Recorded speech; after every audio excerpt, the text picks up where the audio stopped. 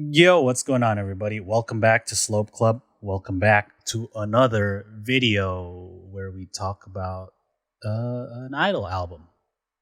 Yes, it's another one. I'm Boy, and I am joined once again by these great people. My beanie brother, Tron. How are you, man? Couple of beanie babies, huh? There you go.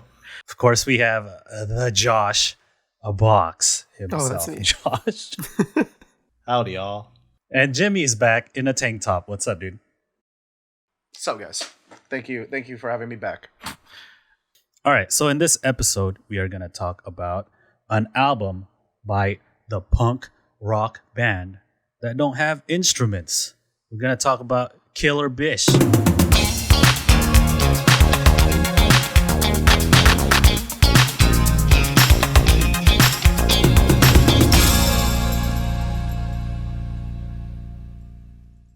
KiLLER BiSH. This is the third album by BiSH, but actually their first major label album. They signed on to Avex and then released this album. This is also the first album that featured new member at the time, Ayuni D, making them 6 members, and this is the lineup that's I guess the most well-known lineup of BiSH. Pretty stable now, I guess it's safe to say, right? A few of the songs on this album written by the members themselves. A lot of punk, garage rock, alternative rock. Like post-hardcore kind of vibes, yeah. Definitely not your standard bubblegum pop idol fare.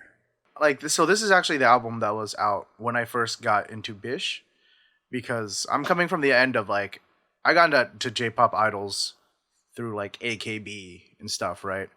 So it's not to say that I only listen to pop music. I actually listened to quite a bit of rock and predominantly Midwest emo stuff before I got into idols. So you would think that this would have drawn me in right away, but I think at the time I was into idols, I was like, no, I want cute, demure, innocent, fun, And the way BiSH markets themselves is the opposite of that. Right, yeah. Just looking at this whole album and even their song history, you really don't get that vibe. And that's why I'm curious to see what Tron thinks about this, because I feel like he might think the opposite of me. There's literally a song called "Idol is Shit," Mr. Box. So This is Tron, true. you don't have any experience with BiSH or WACK as a whole. That's their bigger kind of franchise group, I guess, agency. I don't know what to call them. My history of idol music has been mostly in the bubblegum, sugary, traditional idol sense that you probably expect from Morning Musume and AKB. I never got into the alt idol scene, or I never really got into this type of subgenre of idol music, but I grew up a big emo fan, punk rock fan from living in the Midwest. There's a lot of them all over the Chicago area. My guy. So I grew up a lot. My one of my best friends had his own punk emo band in high school. I'd go to those concerts, as an angsty teen in high school. So I love the genre. I love the music, but it was always interesting because for me, when I want to listen to that kind of stuff, I keep it to those type of bands. I don't like to mix, genres together. So idol music is idol music for me. So it was going into this. Yeah, my history of WACK or BiSH or BiS or any like that didn't have any, but I was pleasantly surprised. Yeah, it was actually pretty good. No, we can talk about it more once we get into the album, but I was very surprised how good this album actually was. BiSH is supposed to be kind of like a successor group, right, to another group called BiS. They're so their name is kind of derivative, right? And so I was into BiS. BiS disbanded eventually, right? And so they put together this group. But I wasn't really into them until this album came out. I remember when BiS came out, it was so left field because they were running through the forest, right? And they're like that. So, that's crazy. And for some reason, I just couldn't get into them. Even though they did a lot of the same things, a lot of the shock value and just the kind of very alternative image and marketing that they did. Because I think it's safe to say that this is the first album that you actually kind of see more professional mixing and as far as like like instrumentations and stuff like it's like more well produced. It's funny because like I think some of the mixing is a little off. Like the vocals get drowned out by the instruments a lot of the time for me. So I'm kind of curious to ask you guys, since this whole channel is from the perspective of idol fans, right? I'm sure there are plenty of like people who are rock fans and stuff that probably wouldn't care about BiSH's image, especially coming into it. But how was it for you guys? Do you feel like the whole like I don't even think like as far as marketing goes, they were very alt idol. I feel like they're almost like anti idols. Like that whole like, oh look, they're a punk band that don't have instruments or whatever. That was like the big thing that they pushed. It's funny because like RJ and I used to think they were an actual band. They just kind of like masqueraded as idols, and we were waiting for the one day that they would like come out and be like, yeah, I actually play this instrument. And it's funny because like their newest release as of this, like, oh, they're all pretending to play instruments. Right? Yeah, they have instruments, but like actually only one member actually plays. Yeah, Ayuni, right? She plays bass, but they're just a straight up idol group. They're not a band in disguise. Yeah, so for me, it really didn't fall out of the line of what was strange for me, because for me, this was kind of like just another avenue that idols can go. By the time this album came out, which was in like 2016, like the whole warring states period of idols have gotten so large where there's so many different styles and looks and gimmicks that a punk band idol group wouldn't be too weird or out of the ordinary, right? See, for me, I felt like if they didn't market themselves the way they did, I probably would have gotten to BiSH sooner. All right. Oh, okay. Though, I mean, I'm not saying it was right or wrong. Who knows? Like, maybe they have the fan base that they do now because they marketed the way they do, right? But like, I don't know. I felt like the actual way like I saw the group as far as being like a traditional idol fan was so like, oh, what is this? You know, like you have like pictures from concerts of Ina the End in like the little bloomer like outfit from like like anime school PE class and stuff like that, or doing just straight up concerts in bikinis and all these dudes just in the audience like, oh, and I'm like, what am I watching, dude, or what am I looking at?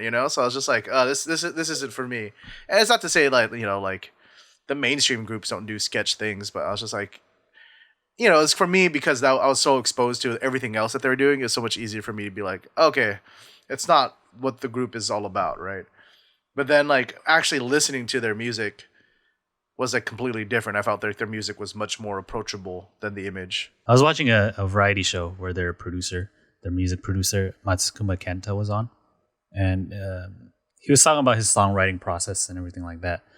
And like it's basically everything opposite of what a traditional idol group would do. Like in the chorus parts, that's usually when all the members come together and sing, right? But with BiSH, it's usually set to one or two members, and in BiSH's case, it's Aina and Chiti, right? They're kind of the main, I guess, vocals, right?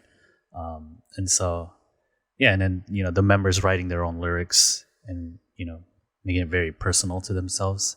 It's very different from what you'd hear normally with idol groups. And I guess that could lead us to our first song, which I want to bring up. It's called Am I Frenzy?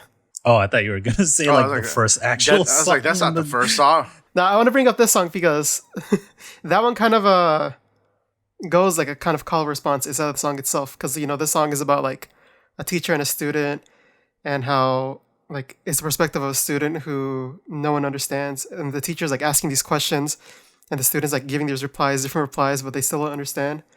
Just looking at the lyrics. But I think the song I enjoyed, like the aggression in the voice is really what lands it for me in this one. I think it's just it's written by Ling Ling, right? The lyrics. It's just her like screeching through the whole song, which is pretty awesome. To me, like musically, this song is one of the more unique ones in the album. It's got this like kind of adventurous, like kind of journeying feel to it, right? It's very like it's like a western or something, Yeah, like the drums kind of keep you anticipating. It's like galloping. Yeah. It's like Yeah, there you go. Yeah. So yeah, like yeah. I'm just imagining them like riding horses or something. yeah, I can totally see that with the beat and kind of like the rhythm that it kind of sets up. It's like the whole song doesn't really ever kind of ease off for you to kind of like settle in. You're kind of like always like kind of almost forward listening to it, right? Mm-hmm. I thought this is where you were gonna go with this, Mr. Box, Josh. That what is it? When we're talking about like the songs are definitely not meant for mixing or made for it. And you said the first song. I thought you were gonna talk about the literal first song of the album. Dead Man Second. This is the shortest song in the album, which I'm kind of surprised. This is all these songs are pretty long. I think this is probably like your most straightforward punk rock song. It's like 1 minute and 38 seconds, right? And it is like nonstop, right? It is very much like feels like an old school British punk rock song, right? That's true.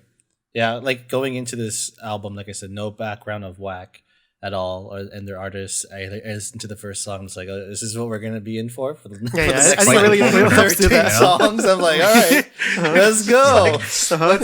Immediate, you know. These are This is what I'm waiting idol- for. This is an idol group, right? All right, let's. All right, Just, educate me. No, but it was immediate aggression, you know. Yeah, exactly. Yeah, like all the distortion in the voices, you know, it's like the shouting through megaphones, you know, like I think it's interesting that this is the only single from the album. yeah, everything else is new up until this point, right? So usually you'd pick one that's like, you know, a bit longer, maybe. Yeah. Mm-hmm. But you know, this is the I guess the image or like the style that they're conveying, right, with this release. So And it might be like an homage because this is their second release of the song when they replaced the former Hug Me with Ayuni D. So it might be kind of like a settling in of like the new voice and like kind of reminiscing to the old one, especially with this being their first major release. Might be like a little like homage to that. well, speaking of homages, like Idol is Shit, the track is an actual homage, right? Because of their predecessor group BiSH, right? BiSH had an album called Idol is Dead. And they also had a song called Idol. And BIS stands for brand new idol shit, right? It's one of the few tracks not actually produced by Matsukuma Kenta, right? So, Mm-hmm. Apparently, this was made by someone who was a fan of BiSH and BiSH. but like an actual musician, right? Not just like a random dude. Yeah, not just some guys like, hey, I really like your stuff. Here's my mixtape. Check it out. And they're like, well, use this. Thank you. Someone just emailed them a SoundCloud, like, "Hey, here's my SoundCloud, guys. Shoot your Just, shot, you know, dude. You never know. go for it." Yeah, I respect. I think this is probably one of my least favorites. It's not a bad song by any means, but it's a little. If I had to liken it to something, I'd say it's like a little Evanescence-y, a little new metal-y. All right, it's just not a sound I super vibe with. It's especially like the verse, where it's like, I'm like, okay, here we go, you know. But Yeah, he has like the guitar, right? It kind of like yeah. But for a song called "Idol is Shit," I expected to hate it. You know, when I first like heard of it, but it's actually still like a really decent song. It's probably one of the weaker songs in my mind. Yeah, it just isn't as memorable. They really vibe with me as much out of the album. There's some pretty good ones, but yeah, this is kind of bottom tier for me. what did you like the most? For me, my favorite. So it's interesting. Previous album reviews that we've done in the past, always talked about how like the middle to the end album tends to kind of like wear off or kind of get unrememberable. But in this album, like my favorite songs were like from 9 through 13. Like all the last tracks Towards the end. were like just bangers to me. Like I loved. Like my favorite song probably is My Distinction. Let's talk about that one. Yeah, so that was like probably my favorite. I like the melody and like the whole like arrangement of the song. It's more like uplifting. I think it has a little bit more of a like mainstream appeal Yeah, I'll take it. compared to the other tracks. Yeah, dude, we're pop fans, dude. There's Yeah, no shame. exactly. I need some pop in my music, dude. Especially for an idol, I need some. It doesn't stand out too much to me, but the melody and the chorus is really nice. That's probably the strongest thing is the melody and the chorus, which felt more like familiar and at home for me compared to some of the other stuff. The melody is like really easy to ride, right? It's just like the da na na na na na na. It's just like you can just really kind of get into it. This one is actually like, if not my favorite, one of my favorite for sure on here. Me and Josh finally agreeing. Have we always disagreed, Josh? I feel like No, we've agreed in the past, I think. Okay. That was Oh, RJ. no, we agreed against RJ. That was the thing. That's what it is. Me and RJ always like oil and water. That's right. Uh-huh. He's not But here you- to disagree this episode. Ridiculous. so- He's sitting here watching this. Oh, I Fire hate away. my distinction. What is this? RJ, leave a comment in the below. Let me know how you feel. I really like the song. How like the tempo kind of changes throughout the song. Like it goes to like really fast parts, so like slows down, and then goes back up like at the 3/4 of the song. And like if you look at the lyrics are actually like I found this little note from the wiki. It said Ling Ling wrote this song during a time when she was very depressed. And apparently, like looking at the lyrics, it's like, you know, I put an earphone in my ear and I try to ignore everything. Like my whole heart despises all the people walking by. Just like really, really strong emotion in the lyrics, which I thought like just first listening to this song you don't really get. I didn't get that at all. I didn't realize the lyrics were like that. That's interesting. Yeah. But then like actually looking at the lyrics, I was like, oh dang, like the contrast between the two is like so apparent that I think I like the song more because of it. Interesting. Yeah, just to note, Ling Ling wrote the most out of all the members who wrote Wow. lyrics in this songs or in this album. So All right, Jimmy, what did you say your favorite song was? So actually, yeah, my favorite was the next song, "Summertime." Oh, okay. summer, summer, summer. That's probably my second favorite song on the album too. So like just from my distinction to Summertime, it was like top 2 right there for me. I really liked it. Damn, you guys are the bottom half, dude. I'm not Like, getting the second everything. half. Well, Everything I have from songs the in the second half is I have good. songs in the first half too, but I'm just saying, "Summertime." We kind of mentioned like some of that Midwest emo stuff earlier, dude. This definitely has that vibe. You know what I That's mean? what it is. It's like the guitars aren't too crunchy, just enough distortion. A lot of like arpeggios during the verse. You know, it's just like I don't know. I could easily imagine myself in the pit, like, but it's an emo show, so no one's like moshing. We're just kind of sitting there, like standing there, like, you know, just head bobbing, feeling the vibes. You know, I haven't looked through the lyrics, so I can't really say, but I do think that "Summertime" is a very apt title for the song. It definitely has very strong summer vibes. It's in English, dude. Oh yeah. I Yeah, couldn't you understand, just hear the right? You know, lyrics. I'm just saying. No, I'm just saying that like Appreciate it. there's a lot of English songs I don't look through the lyrics of. You know what I mean? Well, I enjoy Summertime, but I won't say it's one of my favorites. But I do enjoy it. 2 of my favorite BiSH songs are in this album. I already know what you're gonna say. My favorite BiSH song is Orchestra. Ooh, that's And another it's one. Of my like favorites. single-handedly Ooh. like the song that got me into BiSH, because like up to this point I was kind of like half paying attention to them. You know, I wasn't really super into them because of what they're doing before this album. But when they got into a major label, this is the like one of the first kind of lead tracks to the album that they released with the music video and stuff. And like the feel was completely different, right? Because they added an orchestra, right? The string section. Which is kind of what they do more with their more recent stuff, right? Yeah, I was gonna say if I think of like BiSH's sound, this is one of the songs I think of. Right, exactly. So like to me, when comparing WACK groups, even though I think like now they're all kind of starting to sound like pretty derivative, because you know they're all produced by the same guy, but you know when there's like the orchestral part, I think of BiSH, and it's because of this song. It set them apart for me, and like you know it's very emotional, and like lyrically it's you know very powerful and stuff. It's a very emotional song to me. I really enjoy the vocal performance too. I like that they contrast Aina and Chiti's vocals. Mm-hmm. Because Aina has like a very strong kind of like husky voice, right, and is very like impactful and stuff. But Chiti's voice is very soft, and so like they contrast pretty well. Like initially, I didn't really like it that much. I'm like, man, Aina sounds so much better, even though Chiti's like my favorite member. But like, you know, the more I listened to the song and I watched performances and stuff, the more I appreciated it. I'll say it's interesting that you say that because I think I had the exact same journey as far as like BiSH voices go, right? And so maybe I'm sure everyone was expecting us to eventually talk about this, and they're still probably rolling their eyes.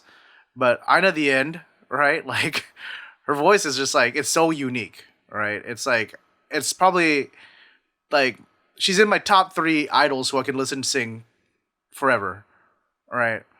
Like she has such a distinct voice, you can pick it out right away. And so I think it's kind of very the same for me. Where when I first got into, I'm like, oh, I just really like Ina's voice, and I would listen to a lot of her solo stuff, right?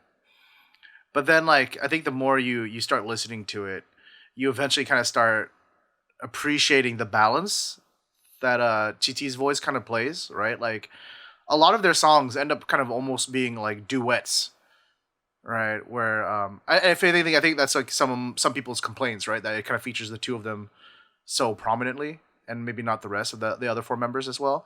But I don't know. I feel like there's like a very nice interplay between their voice, where I think Chi has kind of that more, I guess, traditional idol sounding voice, right? Where it's soft and higher, and Ina's is like the polar opposite. I also like how they kind of chose to keep kind of like imperfections in their vocal performance. Feels more honest. I don't know. Some like it feels like more emotional, right? Like it adds to it. Yeah, right? like the bridge part in Orchestra where I think like Ina sings and like her voice kind of breaks a little, but doesn't. Yeah, what I mean? yeah. I think that's what helps drive it home and make it feel more like it's connecting with you. Yeah, it's like not to say that there's not any auto tune or anything. I don't know about that, but you can hear whenever their voice kind of slides into the pitch, right? Like into the note, and I feel like it's like taking that little moment to find it, and I feel like it just has this very kind of earnest feel to it, So my other favorite song is actually the next song to this as well. Oh, interesting. Stairway to Me. I don't know what it is. It's like the longest song. It's like probably arguably the slowest song. Yeah. But it has this like I don't know, like old rock ballad kind of vibe to it. Like I guess the second half of the song where it's all like just instrumentation. Yeah, and solos, like the organs right? come in, and you're just like that's a very like I got like huge classic rock style like when they just jam out the song. Like a reference to Stairway to Heaven. Can you Stairway to Me, Stairway to Heaven? The first half is like really slow and leads to the second half, which is like a real big build up. And just like all instruments. I wanted to ask that, but I didn't want to look like an idiot, and then people in the comments be like, "No, it's not." But like, I felt like it is, right? It's like a homage to Stairway to Heaven. That's how I felt like when I heard the song. Especially considering the structure of it, right? The structure of the song is why I felt like that. Yeah. Yeah, that clean electric guitar intro, right? No, I dig it actually. It was a cool little homage to it. I wanna be in the audience for a live show of this so bad. Like just everyone like you can feel it's like one of those songs. I can almost picture it's like everyone's got their phones up for the first part, waving it back and forth, and then the second half, just the pit goes wild, Like listening to it as part of the album, I need to be like in the right mood.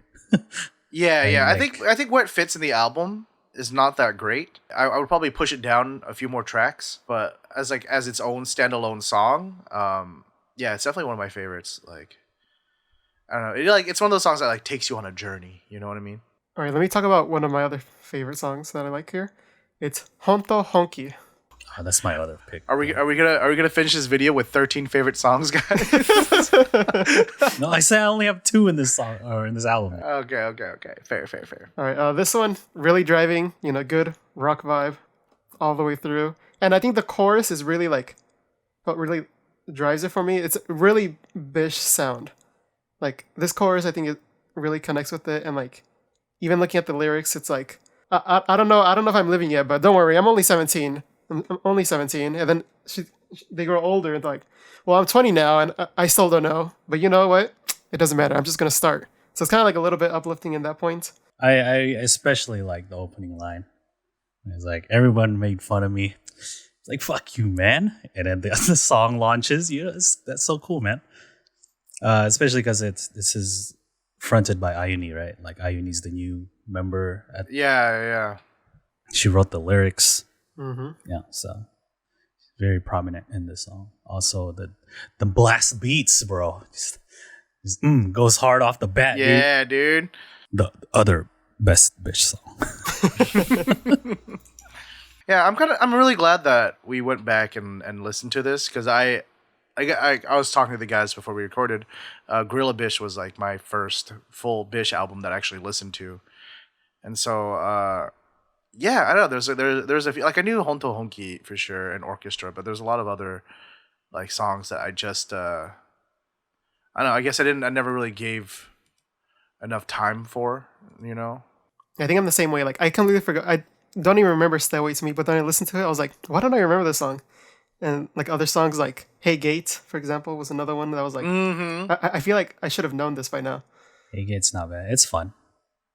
You got this. You got the ska. It's got the little ska, yeah, like the yeah. It's cool. It's ska that's been done right, and like 'cause I feel like ska's been done in a lot of idol music, and I think it's just because this is more of like, again, punk group sounding. They did it right this time with this song, because I've heard like some like ska introductions to some idol songs. I'm just like, that doesn't feel right. But this one, I think it's because they use it's not like ska all the way. It's just in certain sections where it uses that rhythm, right? So the principles of ska, yeah. Yeah, just a couple of ska notes, just enough to give you a little like uplifting, you know, like before you get to the chorus. And so when the chorus comes, it's like, oh yeah, that's BiSH right there. That's like how they sound, you know. So it brings you back home. Let's just finish out the rest of the tracks. Nave is an interesting one to me. Initially, when I listened to this album, I just kind of like, you know, kind of gloss it over and like, oh, okay, whatever. It came after Honto Honki, and I was still like juiced from the blast beats, dude. Listening to Nave again, I kind of appreciate like how mellow it is in comparison to all the other songs. Especially if you listen to how they sing it. It's very not like, you know, like almost yelling like all the other tracks, right? They're like, ugh. But like Nave, they just kind of like nicely sing the song. Yeah. If the guitars were less distorted, you could easily hear this as like a normal idol song, right? That's a good point. Now that I think about it. Yeah, well, yeah. It feels like a closer. Yeah, It's like in the middle of the album. It's just a little bit more chill. And I kind of like that. Still got that groovy guitar solos. Oh, right?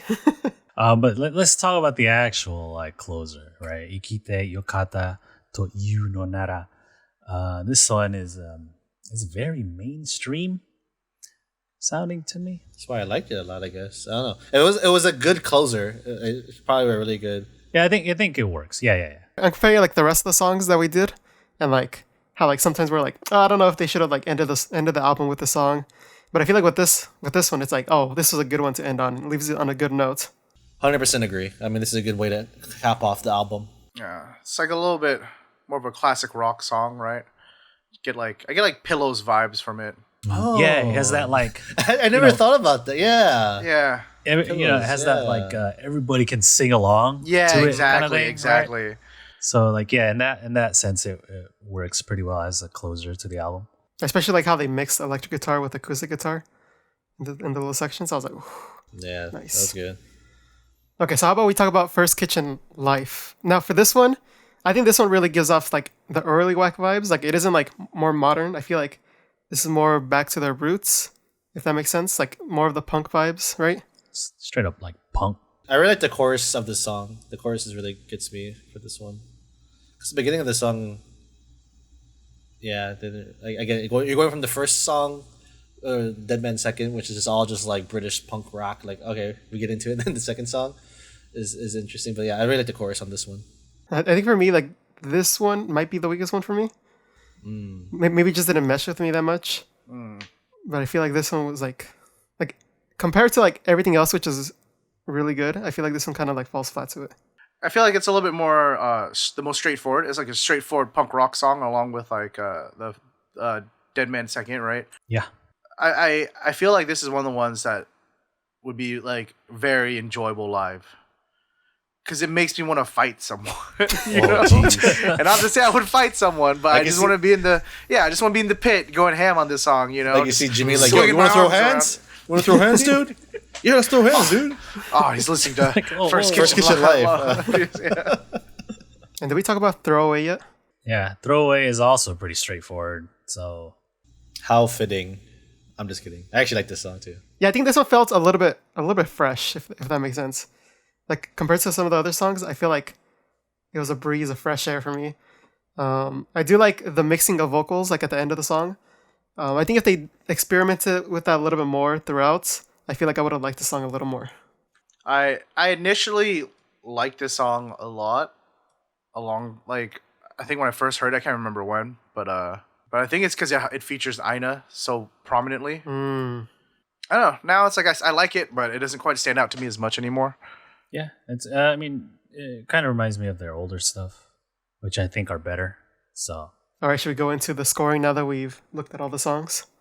yeah, like I said before, this album kind of got me into BiSH when I initially was kind of I didn't really want to. They were kind of but I think to me at least, with a lot of alternative idol groups, their music is what wins me over, other than their personalities or the image or whatever, like a traditional idol would, right? So yeah, pretty cool. Just a solid, nice collection of punk rock tracks, a little bit of pop stuff there, right? Some mainstream sounding stuff or some lighter vibes in there. I think the members writing like more than half the tracks is pretty awesome, right? Really kind of makes it a little bit more personal to them as like an artist and stuff like that. And of course, this album has two of my favorite BiSH songs. I mean, they've released more good stuff after this, but the two in this album, Orchestra and Hontoonki, are still my favorite BiSH tracks. I do feel like parts of the album kind of drags a bit though. There's like, I don't know, it feels like some filler tracks are in there. Kind of like the more straightforward stuff, which are, I guess, more like their older, like their first two albums kind of material. And I feel like they could have been trimmed out a bit, maybe. And like to help the album flow better, for me at least. But yeah, overall pretty enjoyable, man. I will give this KiLLER BiSH a 7 out of 10. I'm gonna give this album an 8. I think. I think the biggest reasons are it's still a very good, strong, like pop, punk rock kind of album. There's definitely a number of songs I enjoyed. There was nothing that I didn't like. You know what I mean? What is it? There wasn't anything, that I found like offensive to the ears that would have made me score it much lower or anything like that. And I think like Boy mentioned, that has a couple of songs that are just like straight up BiSH classics that really kind of pull it up. My biggest reasons for not giving it anything like higher is that I just didn't feel like it was like that important of like a timepiece album, I guess. If we're gonna go with the whole theme of us reviewing classic idol albums, if anything, if I were to like recommend BiSH to somebody, I would probably recommend their sophomore major album, right? Giant Killers, or the Gorilla BiSH, which features Giant Killers, or Gorilla BiSH. Giant Killers was an EP that came before, right? Yeah. I feel like Gorilla BiSH had, I don't know, just way more of like the sound that I would describe for BiSH, right? We kind of talked about, you see it bits and pieces here, but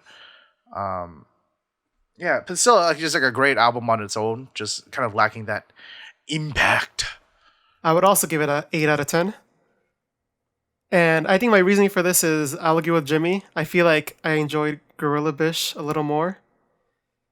That one, I don't know. I probably have to re-listen to it, but that one would have a higher score in my book. But for this one, I really enjoyed it. Classic songs in here that are still well known today. Really helps define the group and kind of turns into the sound they have now. A lot of deep lyrics in here. And before listening to this, I was like thinking like I might give it like a 6 or a 7. But then after listening to it, I was like, okay, now I remember all these great songs.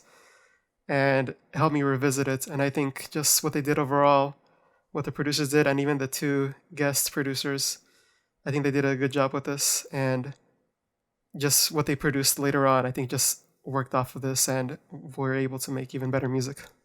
For me, it was a little bit harder to give a score because I was going back and forth with the idea of, do I give this a score based on an idol album review, or are we giving this a score as like an album review where just how good is the music, right?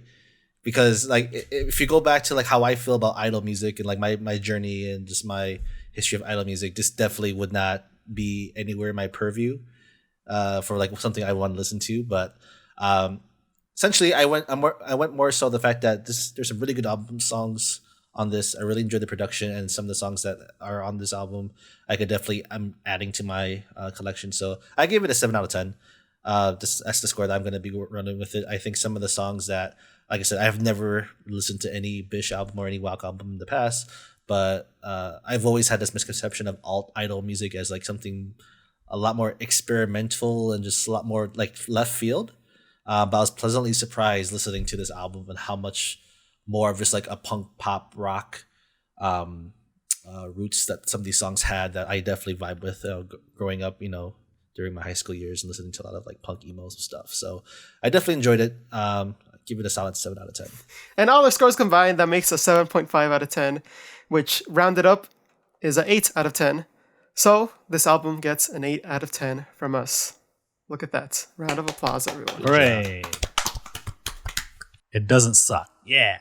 So just to clarify our rating system that we're using, 1 would be the absolute worst album you could possibly imagine.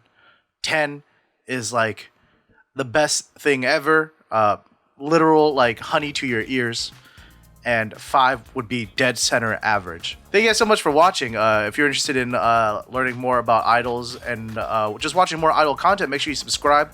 We're Slope Club. We do predominantly Japanese idol stuff on our YouTube channel. We've got a history of BiSH's little sister group, Empire, featuring one of our friends, WACK is Idol. So if you guys want to check that out and learn some more about other other WACK groups, give that a watch. And we'll see you guys in the next video. Bye. Bye.